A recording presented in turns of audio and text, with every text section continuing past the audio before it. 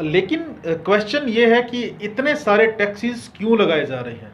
ऐसी कौन सी मजबूरियां आ चुकी हैं सरकारों की जो इतने सारे टैक्सेस जनता पे थोपे जा रहे हैं? थोपे जा रहे हैं कहेंगे इसको क्योंकि कोई भी इन टैक्सेस से खुश नहीं है। तो ऐसे कौन से काम एक्स्ट्रा किए जा रहे हैं जिनकी वजह से ये टैक्सेस है, इनसे पैसा कलेक्ट करके गवर्नमेंट है वो रेवेन्यू जनरेट कर रही है?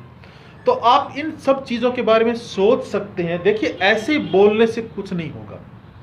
आप बोल दें, मैं बोल दूं कि गवर्नमेंट टैक्सेस लगा रही है, ये हो रहा है, वो हो रहा है, बहुत बड़ा रिसर्च का टॉपिक है ये, बहुत बड़ा रिसर्च का टॉपिक। सारी चीज़ें ट्रांसपेरेंट होती है।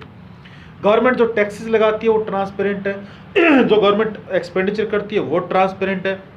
हम पता कर सकते हैं कि इतना टैक्सेस कहाँ लगा के वो पैसा कहाँ पर खर्च किया जा रहा है। और अगर वो सही जगह खर्च किया जा रहा है, अगर वो इनकम डिस्ट्रीब्यूशन को इक्वल करने में वो हेल्प हो रही है, बहुत सारे लोग ऐसे जिनको रोटी कपड़ा भी नहीं मिलता, अगर वो पैसा वहाँ जा रहा है, अगर वो पैसा वेलफेयर स्कीम्स में जा रहा है तो कोई बुराई नहीं है। लेकिन अगर वो पैसा वेलफेयर स्कीम्स में ना जाके सिर्फ सरकार की तिजोरी भरी जा रही है, या फिर ऐसे लोगों को लोन दिया जा रहा है जो उस लोन के काबिल नहीं है, तो उसका पैसा वो, या फिर ऐसे लोगों को वेलफेयर स्कीम्स दी जा रही है जिनको वेलफेयर स्कीम्स की ज़रूरत ही नहीं है, तो ये सारे के सारे टैक्स का पैसा वो कहीं ना कहीं खराब किया जा रहा है। तो ये सारी चीज़ें देखनी पड़ेगी। हर वेलफेयर स्कीम है उसको रिवाइज करने की ज़रूरत है, ताकि ऐसे लोगों को तक ये वो सेवाएं पहुंचे जिन लोगों की रियल में ज़रूरत होती है। सभी लोन के जो तरीके हैं उनको रिवाइज करने की ज़रूरत है, ऐसे लोगों को रियल में दिया जाए जिनसे आगे प्रोडक्शन बढ़े और रियल में जो उस पैसे का यूज़ करना चाहते हैं सही ढंग से। जनता का जितना टैक्स का पैसा है वो ऐसे ही नहीं उड़ाया जा सकता। लेकिन मैं ये नहीं कह सकता कि गवर्नमेंट है, वो सरकार है, वो उस टैक्स के पैसे को उड़ा रही है। वो इसलिए नहीं कह सकते कि अभी हमने इस चीज़ की रिसर्च नहीं की है। आप बोलते रहते हैं, मैं बोलता रहता हूं कि सरकारें टैक्स लगाती है, ये महंगा कर दिया, वो महंगा कर दिया, ये महंगा करके पैसा कहाँ जा रहा है, वो कहाँ जा रहा है। तो भाई गूगल है, सरकार की बहुत सारी वेबसाइट्स हैं, स्टेटिस्टिकल डिपार्टमेंट्स हैं, हमने वो डेटा कलेक्ट करने चाहिए। और ये हम इकोनॉमिक्स वालों की रिस्पॉन्सिबिलिटी भी बनती है कि हम वो डेटा कलेक्ट करें और आम लोगों तक वो डेटा भी पहुंचाएं हम, कि ये पैसा यहाँ से कलेक्ट किया जा रहा है और वहाँ पर ये पैसा लगाया जा रहा है। तो वो सारी चीज़ें हमें देखनी चाहिए। हम हर बार सरकारों में दोष निकाल देते हैं, या फिर हम कहते हैं कॉरपोरेट्स हैं वो दोषी हैं। एक चीज़ क्यों नहीं देखते हम जब ये इन्फ्लेशन की बात आती है? दो फोर्सेस मेन है, डिमांड एंड सप्लाई का।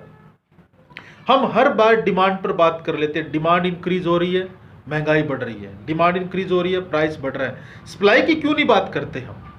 जितने पैनल्स बैठते हैं वो डिमांड पर जाते हैं और वो मनी सप्लाई पर चले जाते हैं, वो गुड्स है उनके, उन पर टैक्सीज है उन पर चले जाते हैं। सप्लाई की क्यों नहीं बात कर रहे?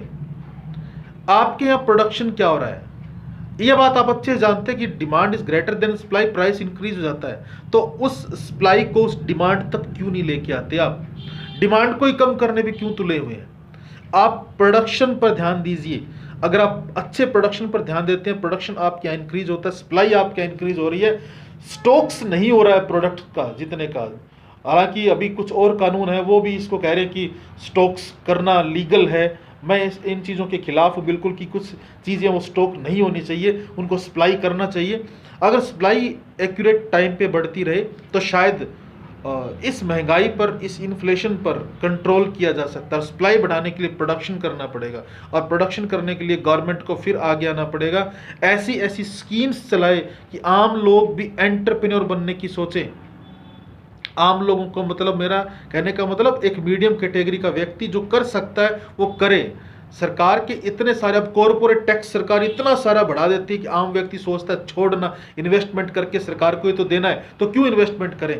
तो कुछ एक ऐसी पॉलिसीज सरकारों को चेंज करनी चाहिए, जो हमारी ये सरकार है या हमारी पिछली सरकार थी या आगे आने वाली सरकार, जो भी सरकार होगी उसको ये काम करने चाहिए। थोड़ा सा उन प्रोडक्ट्स पर से टैक्स थोड़ा सा कम करना चाहिए जो नेसेसिटीज़ हैं, जो आम लोग हैं वो यूज़ करते हैं। टैक्स बढ़ा लो यार, ये लग्जरीज हैं उन पर बढ़ा लो।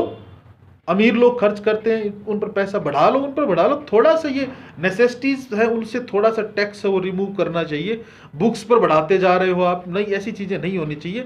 मैं ना सरकार के फेवर में बोलना चाहता, ना सरकार के अगेंस्ट बोलना चाहता, मैं सिर्फ इतना ही बोलना चाहता हूँ कि हमें इन चीज़ों पर ध्यान देना चाहिए, और ये डिमांड सप्लाई के फोर्सेस है इन पर भी ध्यान देना चाहिए, और हमें थोड़ा सा लॉजिकल बात है वो करनी चाहिए, लॉजिक से बात करनी चाहिए, सोचना चाहिए हमें कि ये पैसा है ये कहाँ से आ रहा है, कहाँ जा रहा है। बिना ऐसा सोचे ही मतलब राजनीति को राजनीति नहीं, थोड़ी इकोनॉमिक्स साथ में रखिए, और फिर ये राजनीति और जो अर्थशास्त्र दोनों मिलके आपको जो सुझाएंगे, जो सजेशन देंगे आपको, आप उस पर बात करिए। आप मतलब आप सजेस्ट कर सकते हैं कि ये टैक्स सही है कि नहीं है, ये एक्सपेंडिचर सही, एक्सपेंडिचर सारे सही है, सारे सही, मतलब जो एक्सपेंडिचर वेलफेयर स्कीम्स पर लगा है वो सारे के सारे एक्सपेंडिचर सही है। लेकिन जो वेलफेयर स्कीम्स पर नाम वेलफेयर स्कीम का है और दिया जा रहा है ऐसे ही लोगों को, वो सारी की सारी वेलफेयर स्कीम्स है वो कट होनी चाहिए। कहीं वेलफेयर स्कीम कट करने के चक्कर में यूएसए वाला हाल ना बन जाए जो 70s 80s के डिकेड में हुआ था। सप्लाई साइड इकोनॉमिक्स को रीगन राष्ट्रपति ने वहाँ पर अप्लाई कर दिया था, और सप्लाई साइड इकोनॉमिक्स थी कि सारे वेलफेयर स्कीम्स है उनको कट कर दो। जब उनको कट किया गया तो रीगन का तख्ता पलट गया था उस सप्लाई साइड इकोनॉमिक्स को अप्लाई करने से। तो कहीं ऐसा ना हो कि हम वेलफेयर कट कर दें और सरकारें, मतलब सरकार बनना तो किसी की दूर की बात, वो राजनीति में भी अपना करियर खराब ना कर दें कहीं वेलफेयर स्कीम्स को कट करके। वेलफेयर स्कीम्स कट नहीं की जा सकती, और वेलफेयर स्कीम्स को कंटिन्यू करने के लिए पैसा चाहिए, और वो पैसा उसके सोर्स सिर्फ 3 है जो मैंने आपको बताए हैं। टैक्सेस के थ्रू आना चाहिए, या फिर नए नोट छाप के आना चाहिए, या फिर बाहर से लोन लेना चाहिए।